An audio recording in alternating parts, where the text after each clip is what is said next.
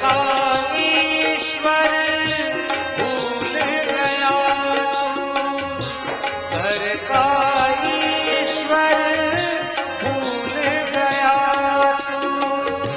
तीरथ करता चल चल के धोना था मन भूल गया तू।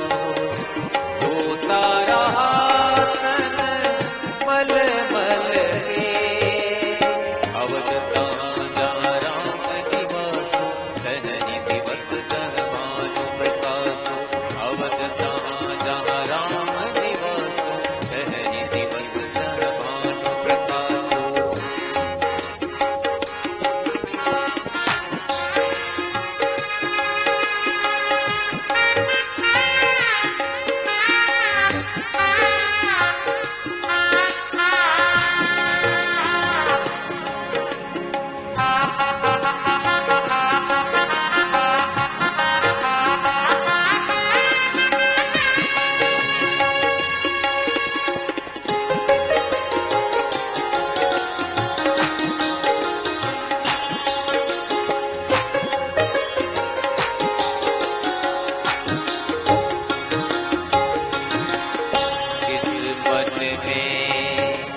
बसते श्री राम, वो तन बने अयोध्या धाम।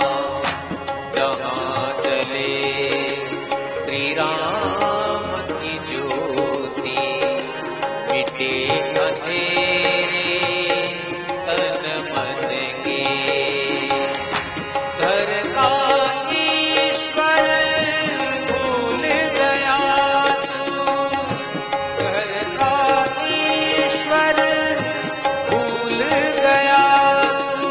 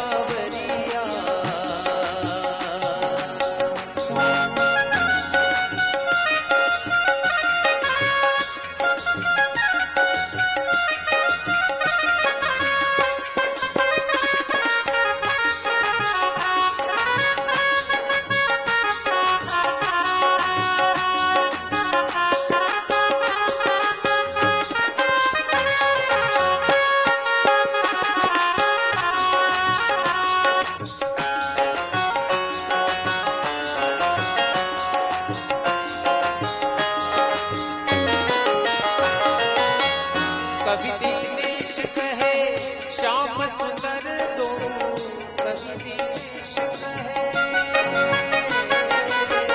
कवि दीनेश कहे श्याम सुंदर दो कवि दीनेश कहे श्याम सुंदर दो।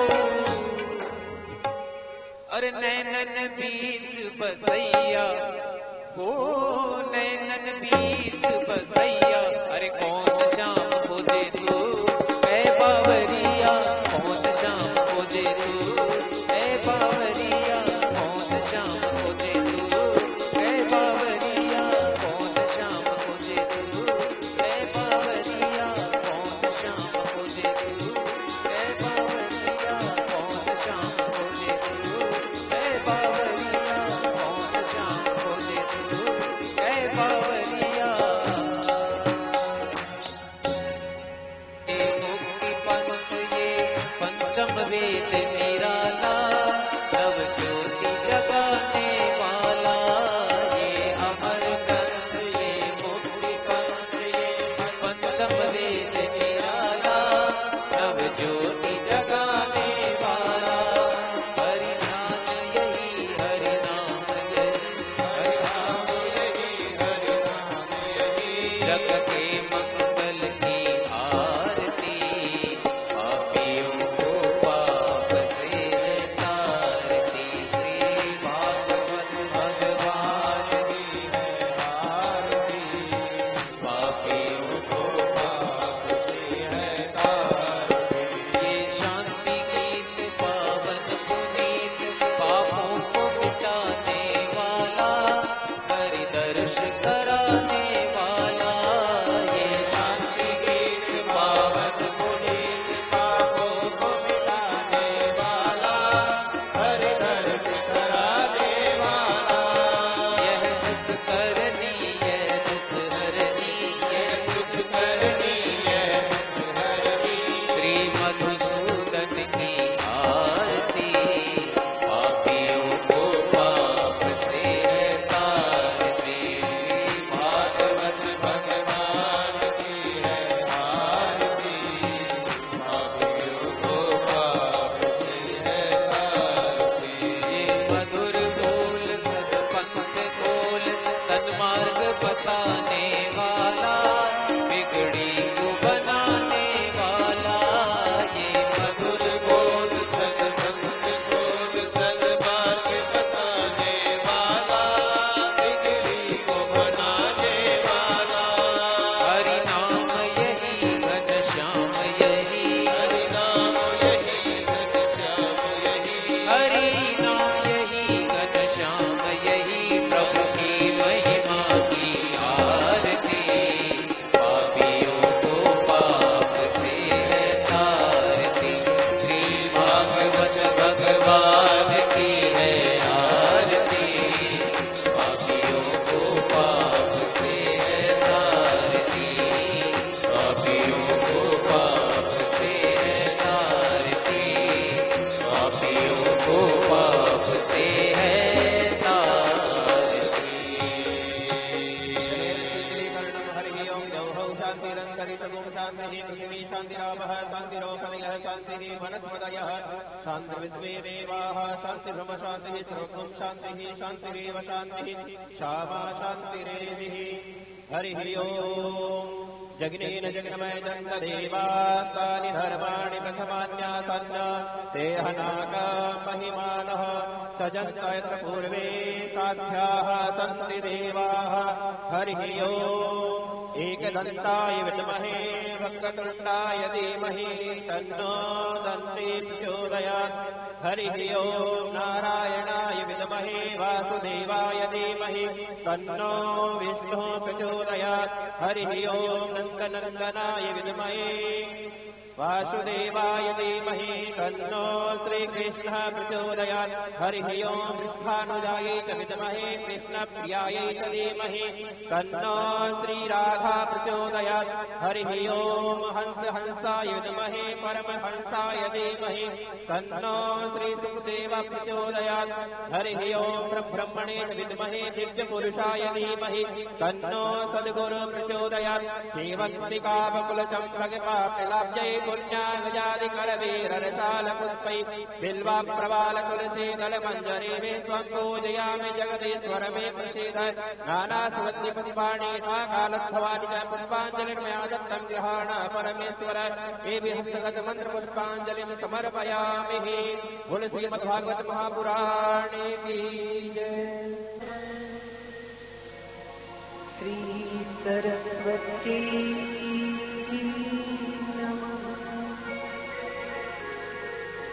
नमः परमहंसा स्वादित चरण कमल चिन्मकरन्दाय भक्त जन मानस निवासा श्री रामचंद्राय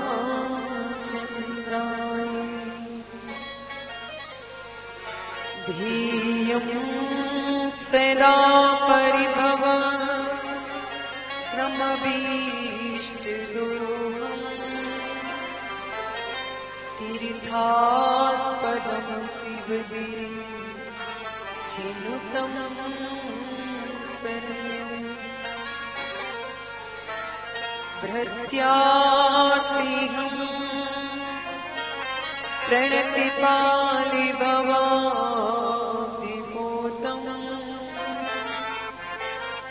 वन्दे महापुरुष ते चरणारविन्दम् वंशी विभूषितकरा नवनीरधावा पीताम्बरादरुणदि बफलादरुष्टा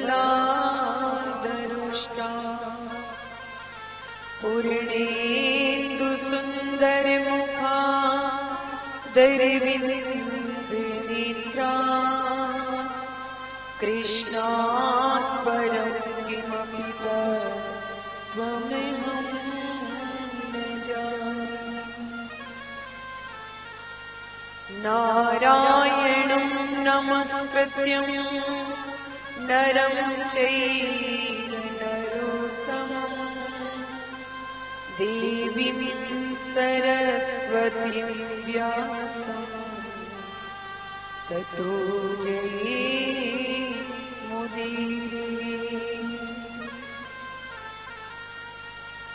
मनोजीवं मारुततुल्यवेगं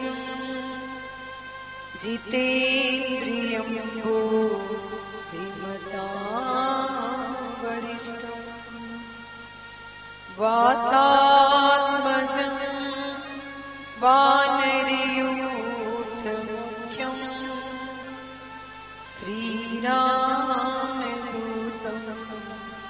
शरणं प्रपद्ये।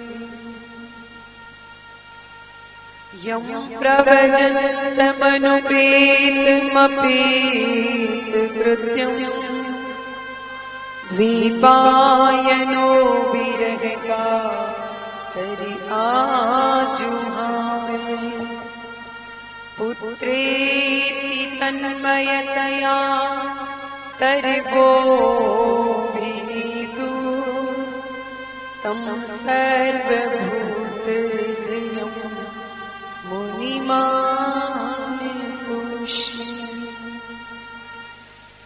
सीतानाथ समारंभा रामानन्दार्ज मध्यमा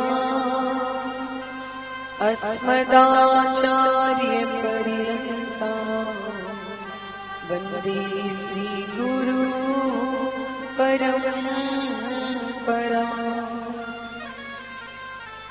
अज्ञानतिमिरान्धस्य ज्ञानाञ्जनशलाकया चक्षुरुन्मीलितं येन तस्मै श्रीगुरवे नमः। जय जय श्रीराधारमण जय जय नवल किशोर जय गोपी चित चूर प्रभु जय जय माधव चूर। बोलिए भागवत भगवान की जय। श्री राघवेंद्र सरकार की, श्री गौरी शंकर भगवान की, श्री हनुमंत बलवंत लाल की, श्री बाल कृष्ण लाल की, श्री व्यासदेव भगवान की, श्री सुखदेव जी महाराज की, परीक्षित जी महाराज की, श्री जगत गुरु रामानंदाचार्य भगवान की। परम मंगल में परात्पर अखिलेश्वर अकारण करुणा वरमालय भक्त वांछा कल्पतरु तडिद्युत विनीत पीतांबर धारी श्री बालकृष्ण लाल की वांगमयी प्रति स्वरूपा श्रीमद् भागवत महापुराण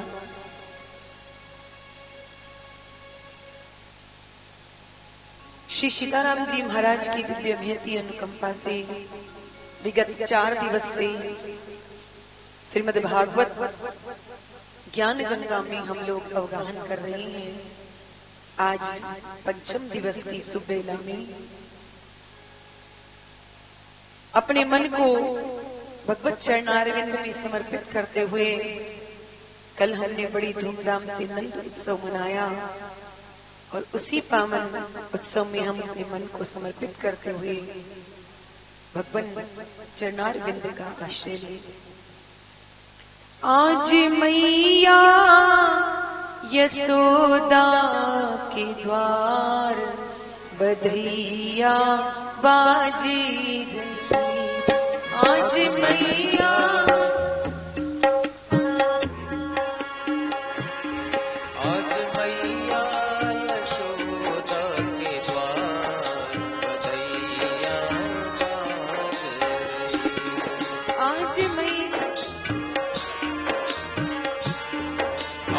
मैया यशोदा के द्वार बधाई बाज रही। आज मैया यशोदा के द्वार बधैया बाज रही। आज मैया यशोदा के द्वार बधैया बाज रही।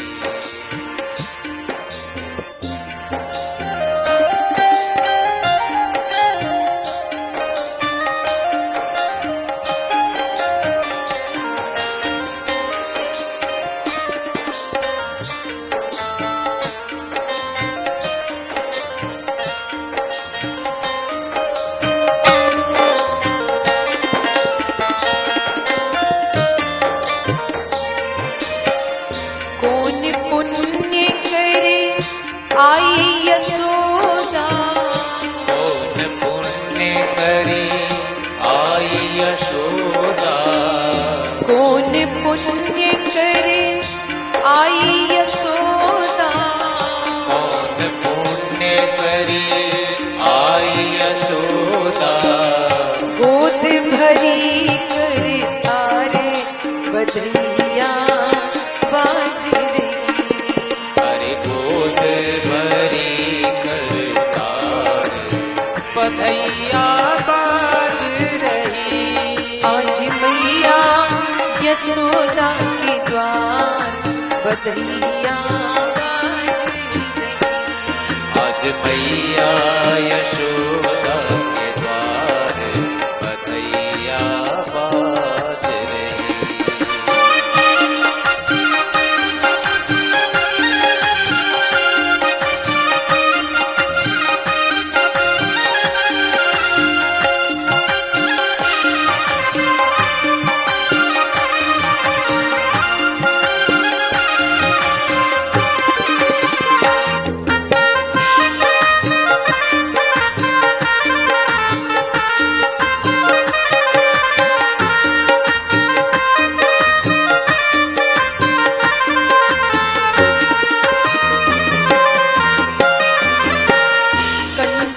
थाल लिए ब्रज गोपी, कंचन थाल लिए ब्रज गोपी, कंचन थाल लिए ब्रज युवती, कंचन थाल लिए ब्रज युवती, गावत मंगलाचार बधैया बाज रही।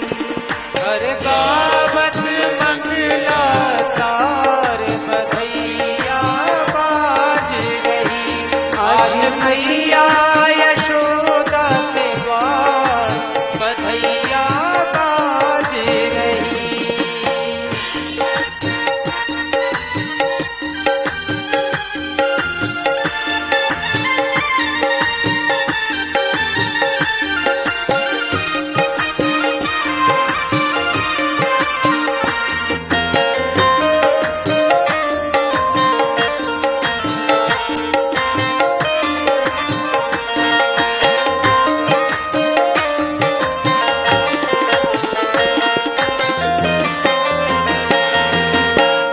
बाबा नंद जू करत मुदित मन, बाबा नंद जो करत मुदित मन, बाबा नंद जू करत मुदित मन, बाबा नंद जो करत मुदित मन, यथा योग्य सत्कार बधैया बाज रही।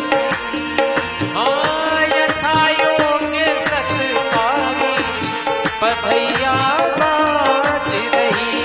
आज मैया यशोदा के द्वार बधैया बाज रही।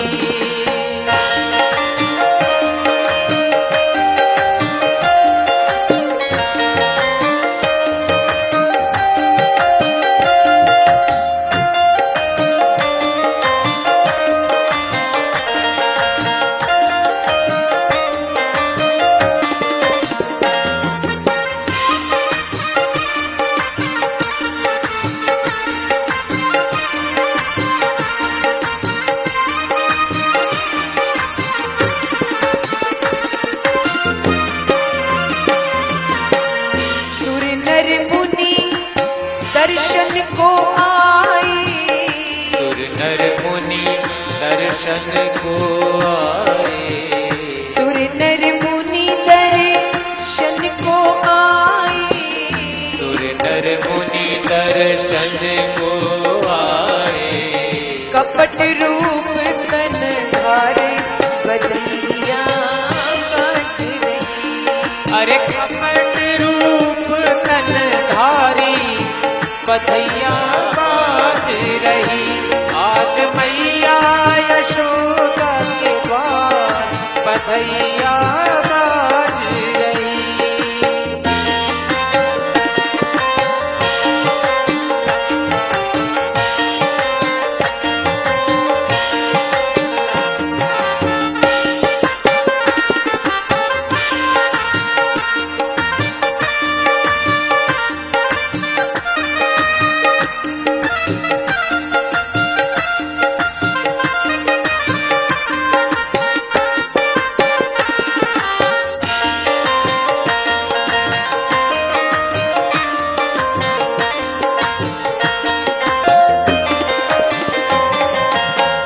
अद्भुत कांति ललन मुख ऊपर, अद्भुत कांति ललन मुख ऊपर, अद्भुत कांति ललन मुख ऊपर, अद्भुत कांति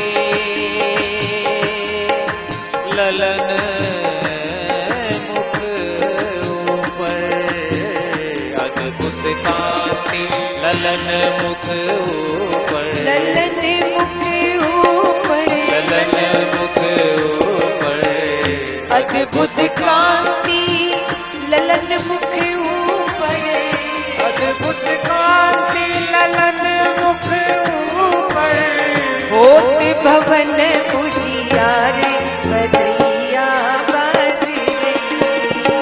होत भवन खुशियारी बधैया बाज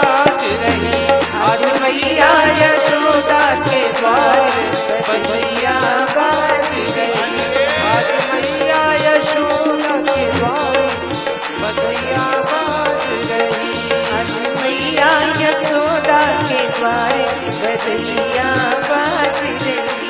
आज मैया यशोदा के द्वार बधैया बाज रही। आज मैया यशोदा के द्वार बधैया बाज रही। आज मैया यशोदा के द्वार बधैया बाज रही। बधैया बाज रही। बधैया बाज रही। नंदस्त्वात्मजि उत्पन्ने जात लादो आहुये विप्रान वेद ज्ञान स्नात सुचिर अलंकृत वाचयित्वा स्वस्तयनं जाति कर्मात्मजस्य वै कारयामास विधिवत पितृदेवार्चनं तथा धेनुनाम्युते प्रादात् विप्रेभ्य समलं कृते तिलात्रीन् शक्तिरत्नोगे सा नंदस्त्वात्मजि उत्पन्ने जाते लादो मना। बोलिए बाल कृष्ण लाल की तीर्थराज प्रयाग की श्री गंगादास जी महाराज की पूज्य श्री बाबा जी महाराज की श्री खोजी देवाचार्य भगवान की श्री अन्नदाता जी महाराज की श्री बिहारीदास जी महाराज की श्री सतगुरुदेव भगवान की श्री किशोरीदास जी महाराज की समस्त पूर्वाचार्यों की जय जय श्री राधे श्याम।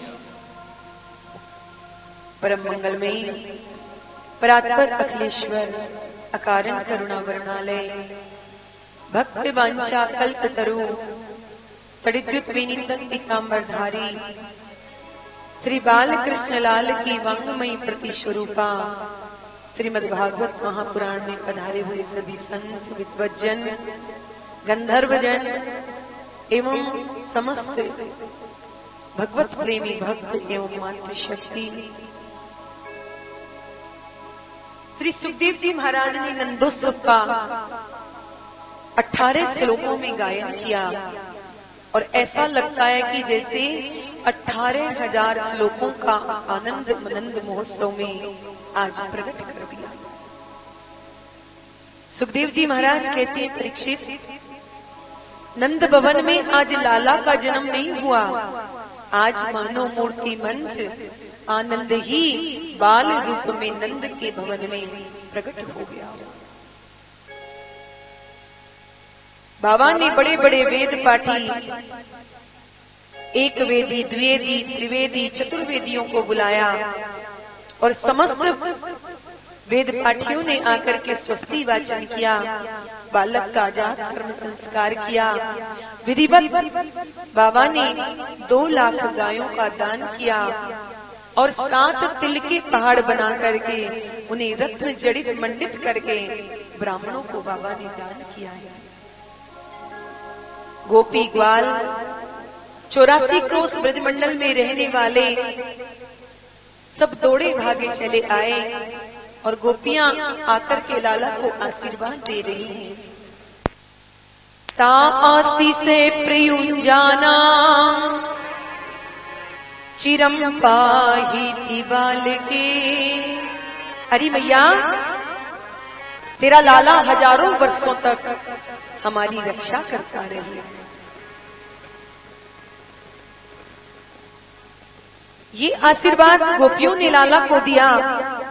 ग्वाल बाल एक दूसरे पर दधी हल्दी की बरसात कर रहे हैं। नंद भवन आज क्षीर छागर की तरह दृष्टि गोचर हो रहा है और नंद बाबा उदार मना होकर के आज जो हाथ लगता है बाबा वही लुटाते जा रहे हैं। नंदो महामनास्तेभ्यो वासोलंकार गोधनम सूत मागध बंदीप्यो ये विद्योपजीविन। नंद बाबा का मन आज इतना विशाल हो गया कि आज नंद बाबा लाला के जन्म उत्सव पर अपना सर्वस्व लुटाए जा रहे हैं। आज बाबा ने याचकों को अयाचक कर दिया है। सूत मागध बंदीजन सब बहुमूल्य रत्नों को लेकर के जा रहे हैं और रास्ते में सब एक दूसरे से बातें करते जाते हैं कि अरे भैया तू क्या लेकर के आया। तो दूसरा कहता है भैया देख मैं तो चांदी की थाली चांदी का लोटा लेकर के आया हूँ। अरे दारी की का तू चांदी के बर्तन ले गए हो। देख मैं सोने को हार सोने को कड़ा लेकर के आयो हूँ। तो वाने कही जे के कहाँ मिल रहे हैं। बोले ये सब बाबा के 1 नंबर दरवाजे पे मिल रहे हैं। वाने चांदी के बर्तन वही रास्ते में फेंक दिए और 1 नंबर दरवाजे पर सोने को हार ले पहुंच गए। सोने को हार आदि लेकर के आयो तब तक मार्ग में 30 ग्वाला मिल गयो। अरे भैया तू का लेकर के आयो। तो बाने कही देख भैया मैं हीरे को हार लेकर के आया। तू हीरे को हार ले भी गयो। अब तो जिसे जो मिलता है वही ब्रज की बीथियों में फेंक देता है और नंद बाबा के आंगन की ओर भागता है। आज सुखदेव बाबा कहते हैं परीक्षित आज ब्रज में साक्षात रमा देवी मानो प्रभु के जन्म उत्सव पर क्रीड़ा कर रही है। रमा क्रीड़न अभुन नृपहे। आज ब्रज की बीथियों में सोना चांदी हीरे मोती सब बिखरे पड़े हैं पर कोई नहीं ले जाता। रोहिणी मैया प्रोसिका भरसिका होकर के भी आज सब कुछ बुला करके भाव नृत्य कर रही हैं क्योंकि रोहिणी च महाभागा नंद गोपाभिनंदिता व्यचरद दिव्यवास है स्रक कंठाभरणी भूषिता। आज लाला के जन्म उत्सव में सभी लोग नृत्य कर रहे हैं परंतु रोहिणी मैया नहीं आई क्योंकि जिसके पति के जीवन में संकट आया हो उस स्त्री को ज्यादा सजना संवरना नहीं चाहिए। और रोहिणी माता के जो पति हैं वसुदेव जी वो कंस के कारागार में कैद हैं इसलिए रोहिणी माँ ने आज श्रृंगार नहीं किया। परंतु जब यशोदा और नंद दोनों रोहिणी के पास में गए और कहा भाभी आज मेरे लाला का सब इतना उत्सव मना रहे हैं क्या तुम मेरे लाला को आशीर्वाद ना दोगी का। तो रोहिणी ने मन में विचार किया कि सब लोग उत्सव मना रहे हैं और नंद यशोदा के आग्रह करने पर रोहिणी मैया भी श्रृंगार करके अपने लाला को अपनी गोद में लेकर के आंगन में आई जहां सब लाला का उत्सव मना रहे हैं। और जैसे ही रोहिणी के लाला ने नंद के लाला का दर्शन किया तो तुरंत आंखें खोल दी और किलकारियां मार करके हंसने लगा। रोहिणी कहती है अरे यशोदा मेरे लाला का जब से जन्म हुआ था मेरे लाला ने आज तक आंख नहीं खोली थी कभी रोया नहीं पर तेरे लाला का चमत्कार देख कि आज तेरे लाला को देखते ही मेरा लाला ने अपनी आंखें खोल दी और किलकारी मार करके कैसा हंस रहा है। पर अचानक नंद बाबा को याद आई और ब्रजवासियों से नंद बाबा ने कहा अरे भैया ब्रजवासियों हम लाला के जन्म उत्सव में महाराज कंस को कर देना भूल गए क्योंकि जो नंद बाबा के यहाँ 9 लाख गायें हैं तो प्रतिवर्ष नंद बाबा को महाराज कंस को इनकम टैक्स देना पड़ता है कर देना पड़ता है। यदि कर ना दे तो कंस अत्याचार करने लगता है। तो प्रतिवर्ष बाबा कंस को कर देने के लिए जाते हैं, परंतु आज लाला के जन्मोत्सव की खुशी में बाबा कंस को कर देना भूल गए। और बाबा ने ब्रजवासियों को बुला करके कहा, अरे ब्रजवासियों, तुम सब लोग लाला का खूब उत्सव मनाओ, पर मैं कंस को कर देने के लिए जा रहा हूँ। यदि समय पर कंस के पास कर नहीं पहुंचा तो न जाने कंस क्या उपद्रव कर देगा। इसलिए तुरंत कुछ ग्वाल वालों को गोकुल का भार सौंप करके और नंद बाबा मथुरा के लिए चल पड़े। गोपान गोकुल रक्षायां निरूप्य मथुरां गते नंद कंसस्य वार्षिक्यं करम दातु कुरुद्वहे। नंद बाबा जैसे ही मथुरा में पहुंचे, महाराज कंस को कर दिया, पर कर देते हुए वसुदेव जी ने बाबा को देख लिया। और वसुदेव जी नंद बाबा को मथुरा में देख करके थोड़ा चिंतित हो गई कि मैं तो अपने लाला को सुरक्षा की दृष्टि से बाबा के यहाँ छोड़ करके आया था, और बाबा यहाँ मथुरा में डोल रहे हैं। अरे मेरा लाला के जीवन में कोई संकट ना आ जाए। पर जब कर दे करके नंद बाबा बाहर निकले तो वसुदेव जी ने आकर के नंद बाबा से भेंट की। अरे नंद बाबा राम राम। बाबा ने कही, अरे वसुदेव भैया राम राम। वसुदेव कहते हैं, बाबा तुम कैसे हो? अरे तुम्हारे 90 वर्ष की अवस्था में लाला का जन्म हुआ, तुम भले ही हमें इस खुशी में शामिल ना करो, पर हमें सब पता है कि तुम्हारे 90 वर्ष की अवस्था में लाला का जन्म हुआ। बाबा ने कही, अरे वसुदेव वो मेरो लाला थोड़ी है, वो तो आप सबन को लाला है। आप सबके आशीर्वाद से या बुढ़ापे में जाकर के मुझे लाला का मुख देखने को मिला। परंतु भैया वसुदेव, जब मैंने सुनी कि कंस ने एक एक करके तेरे 6 पुत्रों को अवध कर दिया, 7वीं का गर्भ में ही नष्ट हो गया, और 8वीं एक कन्या हुई, वो भी आकाश में चली गई, तो भैया वसुदेव एक लाला की खुशी तेरे सामने बताने में मुझे बड़ा संकोच होने लगा कि मैं कैसे तुम्हें बताऊं।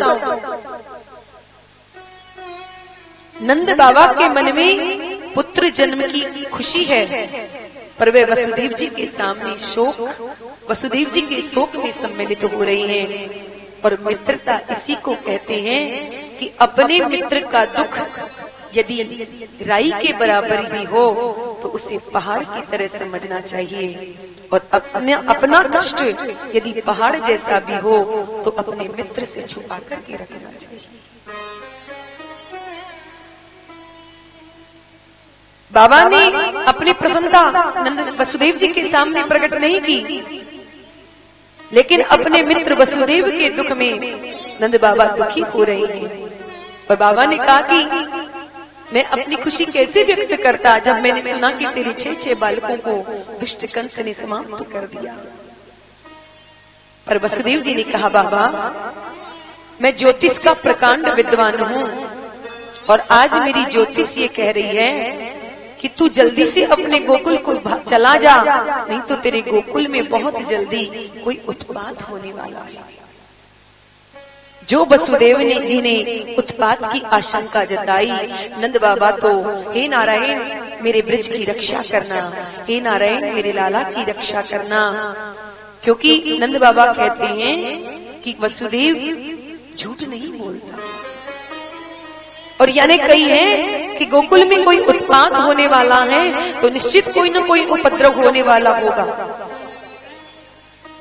सो बाबा वसुदेव जी की बात सुनते ही नंद बाबा ने गोकुल के लिए दौड़ लगाई और भगवान नारायण का स्मरण करते हुए आगे बढ़े, भगवान से प्रार्थना करते हुए जा रहे हैं।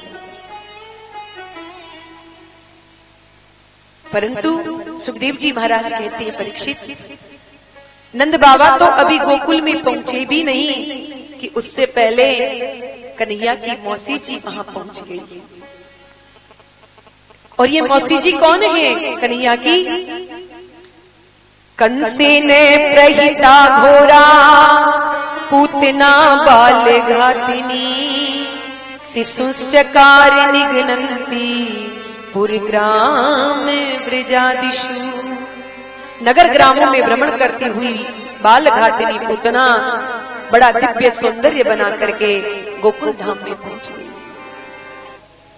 सुखदेव जी महाराज कहते हैं, परीक्षित ऐसे लग रही थी मानो साक्षात श्री देवी गोकुल में आ गई, मानो वैकुंठ का त्याग करके साक्षात लक्ष्मी ही अपने नारायण का दर्शन करने के लिए ब्रज में आई। पूतना की इस सौंदर्य को देख करके किसी भी ब्रजवासी की ये हिम्मत नहीं हो रही है कि पूतना से पूछ ले कि देवी जी आप कौन हैं, कहां से आई? गोप्यम श्रिय है दृष्टुमिवागतम श्रियम। बरसाने की कुछ गोपियां बधाई लेकर के नंदरानी के भवन की ओर जा रही थी।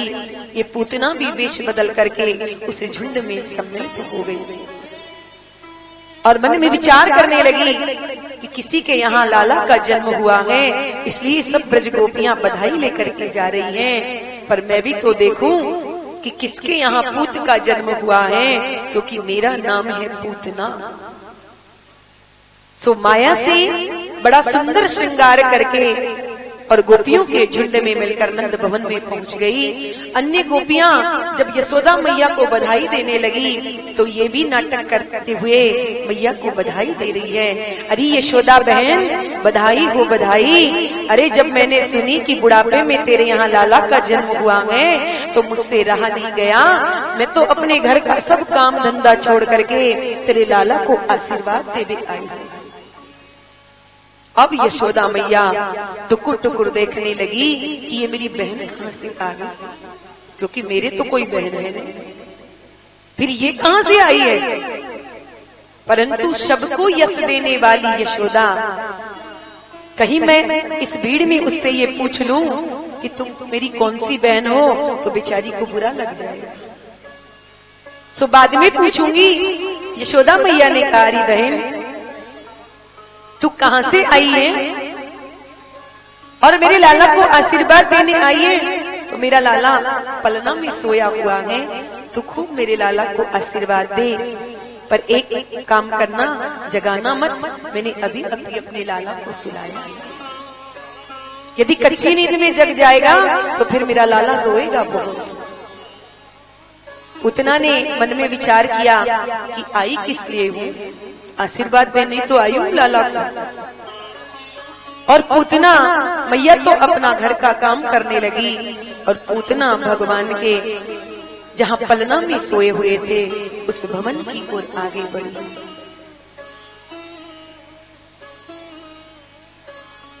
मैया ने पूतना से कहा, बहन तू जाकर के मेरे लाला को आशीर्वाद दे, मैं बाद में तुझसे बात करती हूँ। और इधर ही यशोदा सोच रही है कि ये मेरी बहन कहां से आई है, पर होगी कोई दूर की रिश्तेदार, कोई चचेरी ममेरी फूफेरी बहन होगी, शायद मैं उसे पहचानती ना हूं, कभी देखा नहीं होगा मैंने इसको। मेरे लाला की खुशी सुनकर के आई है तो मेरे लाला को आशीर्वाद देने ही आई होगी। और पूतना भगवान की ओर आ रही है, परंतु पूतना को दूर से ही देखते ही भगवान ने तुरंत अपनी दोनों आंखों को बंद कर लिया। विभुद्यता बालक मारिका गृहम चराचरस्या निमीलिते क्षणम। भगवान तो चराचर विश्व की आत्मा है, भगवान सब जानते हैं कि कौन किस भावना से आ रहा है, क्या भाव लेकर के आ रहा है। और पूतना जब भगवान के पास जाने लगी तो पूतना को देखते ही प्रभु ने अपने नेत्रों को बंद कर लिया। परीक्षित ने पूछा, गुरुदेव पूतना को देख करके प्रभु ने अपने नेत्रों को बंद क्यों कर लिया? तो यहाँ संतों ने बड़े सुंदर सुंदर भाव व्यक्त किए हैं। एक संत तो ये कहते हैं कि पूतना को देख करके भगवान ने अपने नेत्रों को इसलिए बंद कर लिया कि हम यहाँ पृथ्वी पर आए हैं दुष्टों का संहार करने के लिए, और अभी हमने कुछ किया धरा है नहीं, और मौसी जी हमें विष पिलाने के लिए आ गई। तो लगता है कि इन्हीं से श्री गणेश करना पड़ेगा। और जब किसी कार्य का श्री गणेश किया जाता है तो पहले मंगलाचरण तो करते हैं, स्तुति तो करते हैं। सो मानो भगवान अपने नेत्रों को बंद करके भगवान का ध्यान कर रहे हैं। अथवा एक संत कहते हैं कि पूतना को देख करके भगवान ने अपने नेत्रों को इसलिए बंद कर लिया कि प्रभु ने ऐसा सोचा कि मैं ब्रज में आया हूँ माखन मिश्री खाने के लिए, और माखन मिश्री तो अभी मेरे मोढ़े में गया नहीं, और ये मौसी जी हमें पहले जहर पिवावे आ गए, और ये जहर पीना तो हमारा काम नहीं है, ये तो हमारे भोले बाबा का काम है।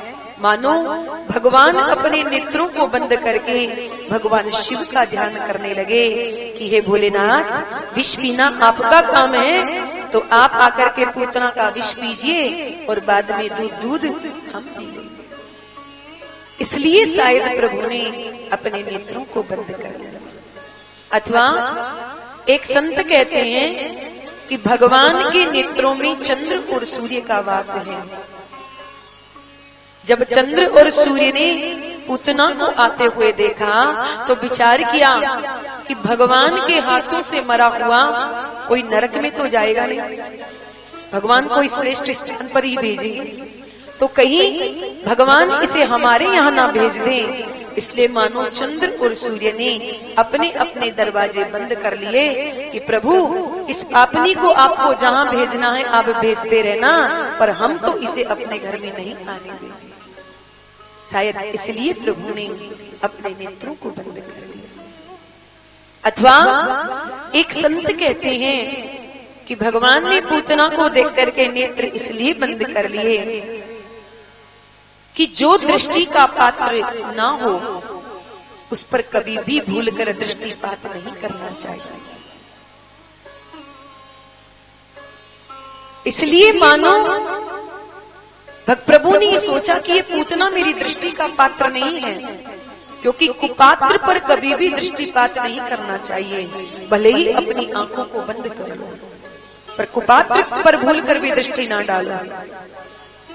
इसलिए भगवान ने मन में विचार किया कि एक देवी जी रामावतार में भी आई थी जिसका नाम था शूर्पणखा देवी। वो भी बड़ा माया से सुंदर स्वरूप बना करके आई थी, और भगवान के सामने कहती है कि तुम सम पुरुष न मोसम नारी, यह संजोग विधि रचा बिचारी। अपने सौंदर्य का बड़ा बखान कर रही थी, तो कम से कम एक बार तो प्रभु को दृष्टि उठा करके देखना चाहिए था, पर प्रभु ने उसकी ओर दृष्टिपात नहीं किया, क्योंकि वो माया से वेश बदल करके आई थी। और भगवान ये कहते हैं कि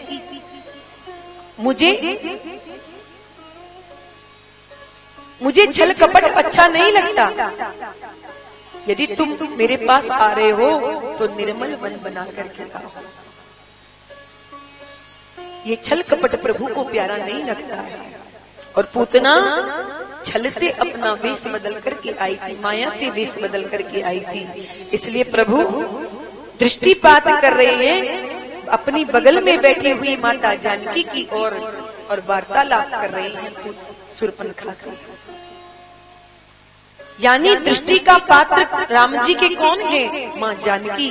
तो जानकी की ओर दृष्टि कर रहे हैं और वार्तालाप शूर्पणखा से कर रहे हैं, परंतु शूर्पणखा की ओर एक बार भी आंख उठा करके प्रभु ने नहीं देखा। तो गोविंद मन में विचार कर रहे हैं कि राम अवतार में देवी जी आई थी तो हमारी जानकी जी हमारे साथ थी, तो हमने उनकी ओर दृष्टिपात कर लिया, पर अभी यहाँ तो हमारी किशोरी जी है नहीं, तो दृष्टि किस पर डालें?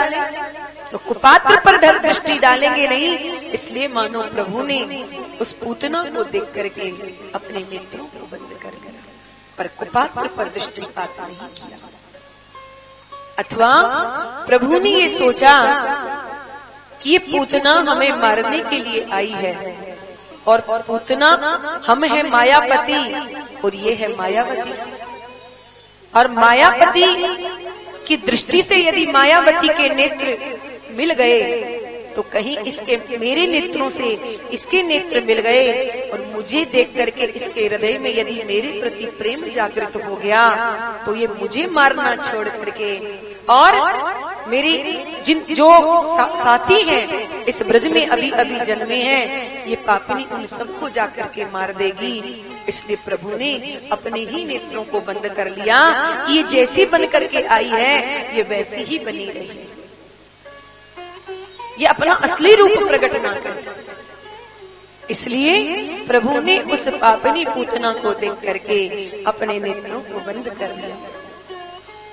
परंतु सुखदेव बाबा कहते हैं परीक्षित, कारण कुछ भी रहा हो पर प्रभु ने उस पूतना को देख करके अपने नेत्रों को बंद कर लिया। पूतना प्रभु के पास में आई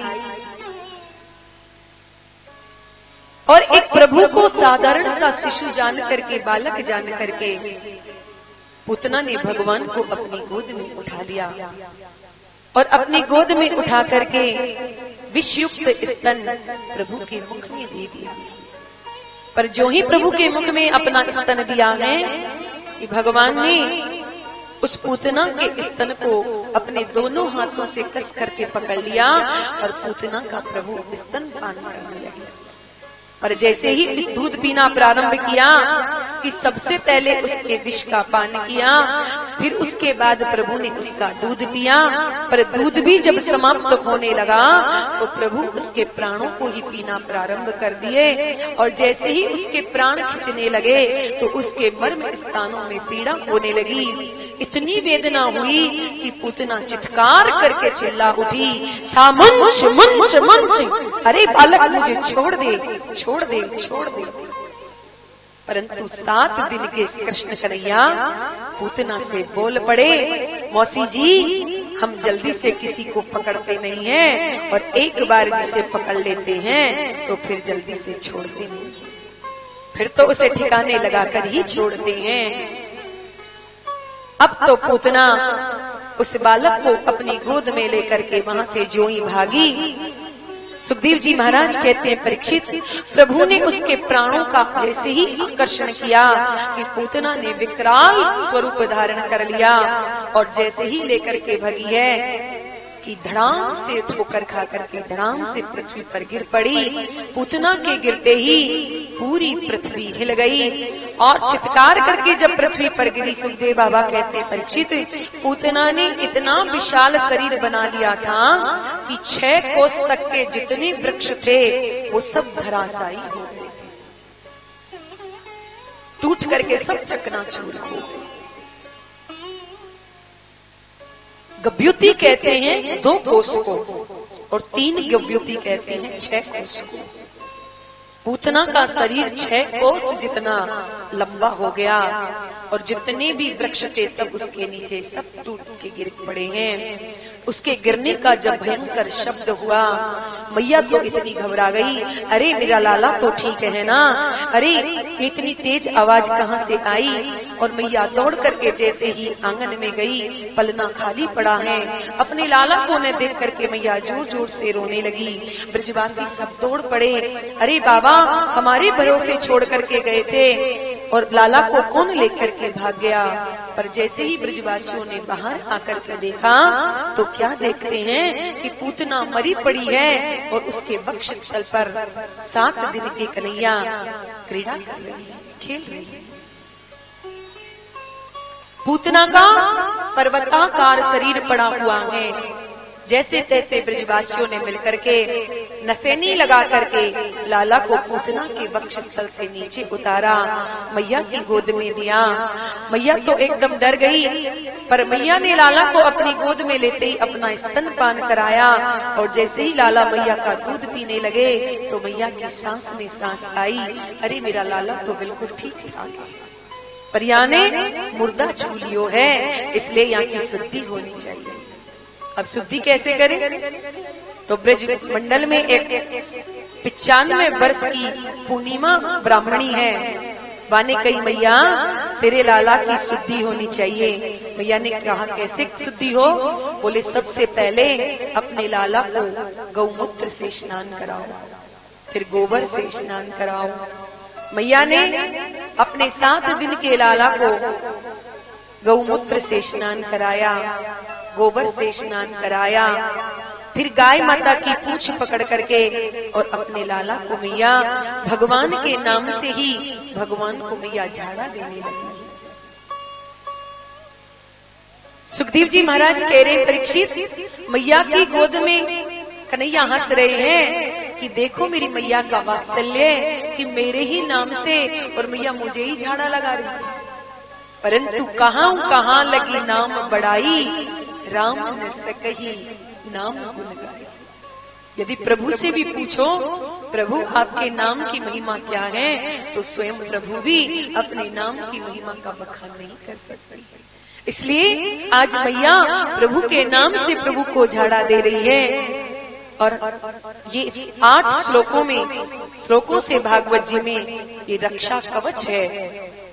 हमारे महापुरुष कहते हैं कि किसी भी माँ के बालक को यदि कोई अलाय बलाय लग जाए तो गौ माता की पूंछ पकड़कर इन 8 श्लोकों के द्वारा यदि उस बालक को झाड़ दिया जाए तो उसकी सारी अलाय बलाय सब दूर हो जाती है।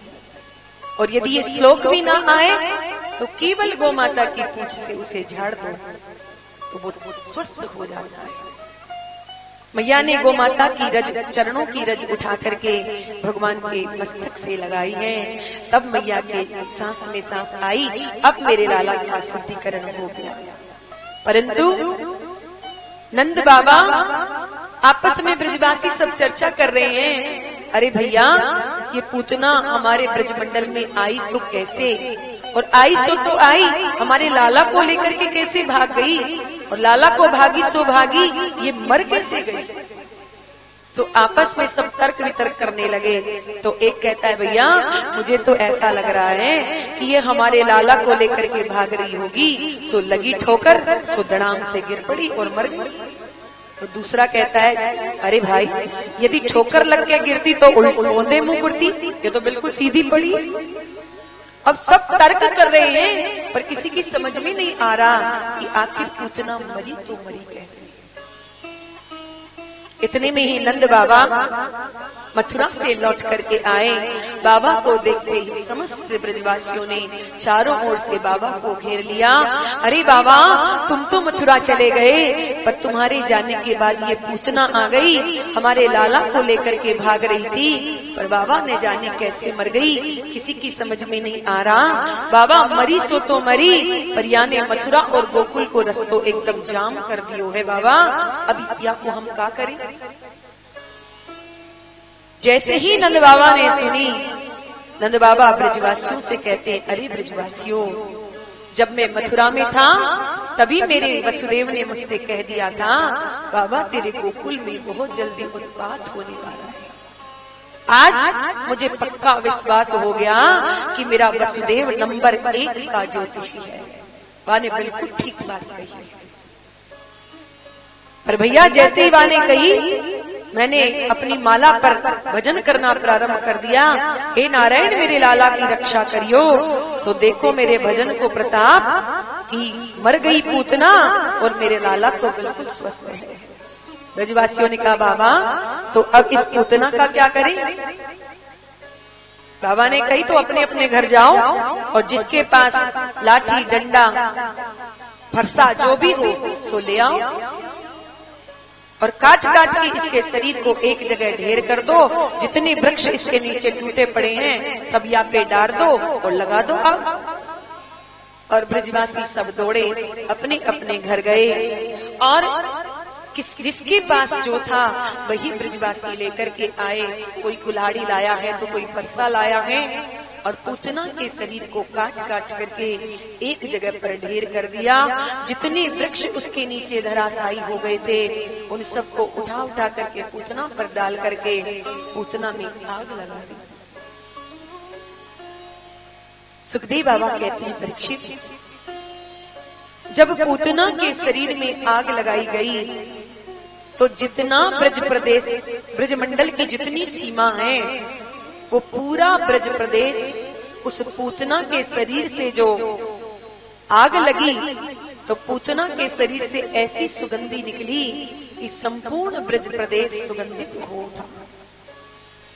परीक्षित जी महाराज एकदम चौंक गए और कहा, गुरुदेव, पूतना तो पापिनी थी, भगवान को मारने की दृष्टि से आई थी, फिर उसके शरीर से तो दुर्गंधी निकलनी चाहिए, फिर सुगंधी क्यों निकली? तो सुखदेव जी महाराज कहते हैं, परीक्षित, अब भला इस पूतना को पापिनी कौन कहेगा?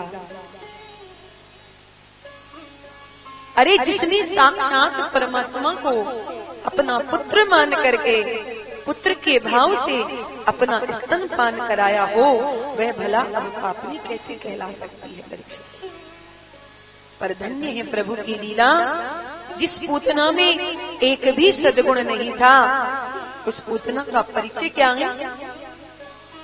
पूतना लोक बालगनी राक्षसी रुधिरासना जिगांसयापि हरे स्त्रम दत्वा पश्यद गतिम। जिसका नाम ही कितना बुरा है, पूतना। पूतना का मतलब क्या होता है? पूतान नयति, जो छोटे छोटे बच्चों को उठा करके ले आती है और करती क्या है? उन्हें मार देती है। लोक बालगनी, जिसका स्वभाव भी अच्छा नहीं है, बालकों को ला करके मार देती है। और कुल अच्छा हो, बोले ना, राक्षसी, राक्षस कुल में उत्पन्न हुई है। और रुधिरासना, जिसका भोजन ही रक्त का हो, जो बालकों को मार करके उनका खून पी जाती है। जिघांसयापि हरये, उन्हें मारने की इच्छा से उठा करके लाती है और मार डाल देती है। तो जिसका नाम अच्छा नहीं, जिसका कुल अच्छा नहीं, जिसका परिवार अच्छा नहीं, जिसका काम अच्छा नहीं, पूतना में एक भी सद्गुण नहीं था, परंतु फिर भी प्रभु को जब कृपा करनी हो तो कोई ना कोई सद्गुण अवश्य निकाल लेते हैं, क्योंकि न जाने कौन से गुण पर दयानिधि रीझ जाते हैं। जीव में कोई सद्गुण ना हो, परंतु भगवान को यदि कृपा करनी हो तो कोई ना कोई सद्गुण अवश्य निकाल लेते हैं। प्रभु ने मन में विचार किया कि अपनी पूछना जैसी भी हो, पर इसने कार्य तो माँ जैसा किया। जैसे एक माँ अपने पुत्र को अपनी गोद में लेकर के अपना स्तनपान कराती है, इसने भी मुझे अपनी छाती से लगा करके अपना दूध पिलाया है, इसलिए मैं तो इसे अपनी माँ के समान गति प्रदान करूं। और जो गति माँ यशोदा को हजारों वर्षों बाद मिलने वाली थी, आज प्रभु ने वही परम गति उस पापनी पूतना को प्रदान कर दी। ऐसा दयालु, ऐसा कृपालु संसार में और कौन हो सकता है? कम्वा दयालु शरणम व्रजे में, ऐसा कौन अभागा होगा जो ऐसे कृपालु, ऐसे दयालु प्रभु की शरण में ना जाए। सुखदेव जी महाराज कहते हैं, एतत् पूतना मोक्षम कृष्णाभ्यर्थ सार्थकम। जो इस पूतना मोक्ष की कथा को श्रवण करता है, उसके हृदय में भगवत प्रेम जागृत हो जाता है। ये फलश्रुति श्री सुखदेव जी महाराज ने इस पूतना मोक्ष की कथा दी। प्रभु ने पूतना का उद्धार किया, पर एक दिन जब प्रभु का जन्म नक्षत्र आया तो माँ यशोदा तो किसी ना किसी बहाने से ब्रज में उत्सव मनाती रहती हैं। आज कन्हैया का जन्म नक्षत्र आया, मैया ने लाला का सुंदर श्रृंगार किया, सजा दजा करके मैया ने अपने लाला को पलना में पोड़ा दिया, थप्पी मार करके अपने कन्हैया को मैया सुलाने लगी। मैया पलना में लाला को सुला करके अपने घर का काम कर रही थी, पर काम करते करते भी बार बार दृष्टि उठा करके अपने लाला की ओर देख लेती है कि कहीं मेरा लाला जग तो नहीं गया। कि अचानक मैया की दृष्टि पड़ी और उसी समय कन्हैया ने सोते सोते एकदम से करवट बदल दी। और जो लाला ने करवट बदली कि मैया तो जोर जोर से उछल करके नाचने लगी, अरे मेरे लाला तो नेक बड़ो है गयो, यानी तो आज करवट बदल दी है, आज तो मैं लाला का उत्सव मनाऊंगी। और मैया ने बुलाया नाई, पूरे ब्रज में लगा दी दुआई। मैया कहा बात की दुआई देनी है? बोले आज करवट बदलने को बिलवा है, सो लगा दे दुआई। नाई ने पूरे ब्रजमंडल में लगा दी दुआई। जो ब्रज गोपियों ने सुना कि आप तो गोपियां सज धज करके मैया के आंगन में आ गई। अरे मैया करवट बदलने की बधाई हो, आज तो हम खूब नाचेंगी गाएंगी, लाला का उत्सव मनाएंगी। मैया ने कहा गोपी जरा धीरे से बोल।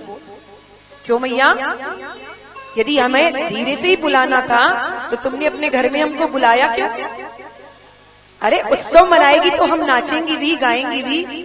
मैया ने कहा अरे गोपी, मैंने अभी अभी अपने लाला को पलना में सुलाया है, यदि तुम इतनी जोर से नाचोगी गाओगी तो मेरा लाला अभी जग जाएगा, और कच्ची नींद में यदि जग गया तो रोने लग जाएगा। गोपियां कहते हैं मैया यदि तुम्हें अपने लाला को सुलाना ही था तो तुमने हम सबको यहाँ क्यों बुलाया? मैया कहती है अरे गोपी नाराज क्यों होती हो? सो मैया ने तुरंत अपने लाला का पलना उठाया और अपने महल के एक कोने में एक सकट रखा हुआ था, बैलगाड़ी रखी थी।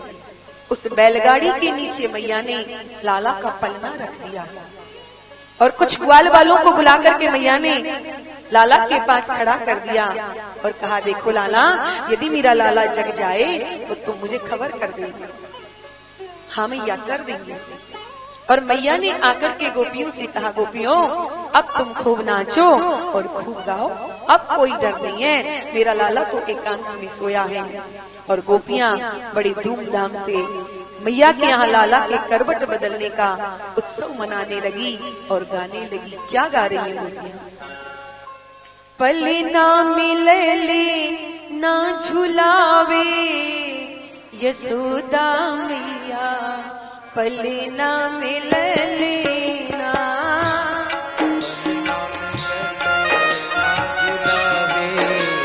यशोदा मैया, पले ना मिले ना, पले ना मिले ना झुलावे यशोदा मैया, पले ना मिले ना, पले ना मिले ना झुलावे यशोदा मैया, पले ना मिले ना।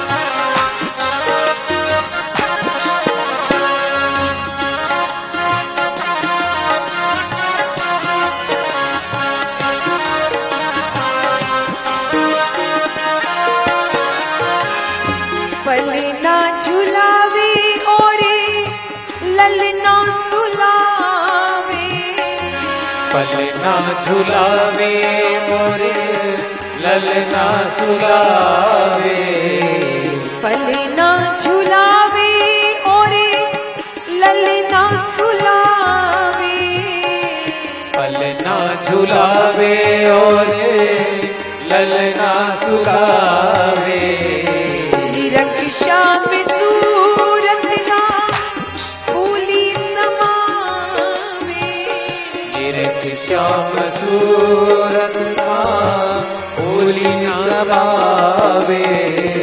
पले ना मिले ना झुलावे यशोदा मैया, पले ना मिले ना, पले ना मिले ना झुलावे यशोदा मैया, पले ना मिले ना।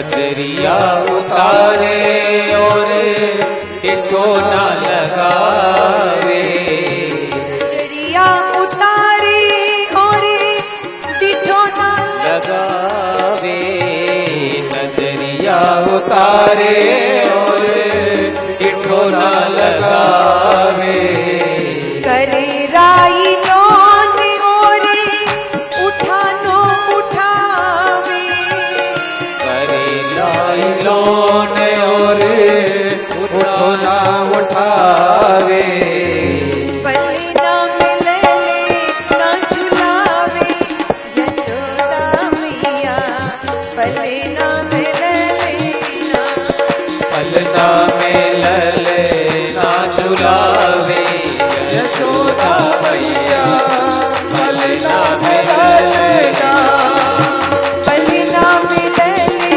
ना झुलावे यशोदा मैया, पले ना मिले ना, पलना में लले ना झुलावे यशोदा मैया, पलना में लले ना।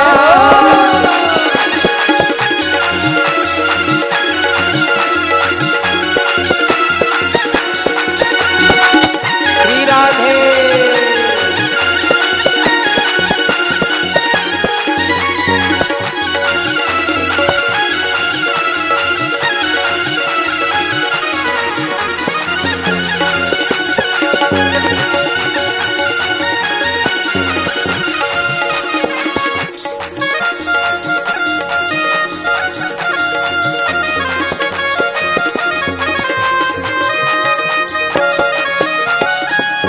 कबहू दौड़ी जावे बाबा नंद को बुलावे, कबहू दौड़ जावे बाबा नंद को बुलावे, कबहू दौड़ी जावे बाबा नंद को बुलावे, कबहू दौड़ जावे बाबा नंद को बुलावे, लाला उठावे कभी गोदी में खिलावे, लाला उठावे कभी गोदी में खिलावे, पले ना मिले ना सुनावे यशोदा श्री राधे पलना में लले ना झुलावे यशोदा मैया, पलना में लले ना, पले ना मिले ना झुलावे यशोदा मैया, पले ना मिले ना, पलना में लले ना झुलावे यशोदा मैया, पलना में लले ना,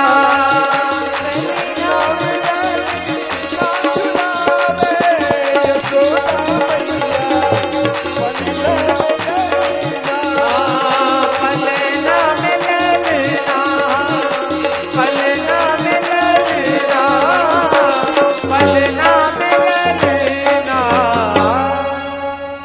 बोलिए नंद के लाला की जय। सब गोपियां इधर नाचने गाने में लगी हैं, ठुमका लगा रही हैं, उधर लाला की नींद खुल गई और नींद खुलते ही भगवान ने चारों तरफ देखा कि गीत तो हमारे आंगन में गा रहे हैं और जाके गीत गाए जा रहे हैं, वो घर से बाहर बैलगाड़ी के नीचे पलना में लटका हुआ।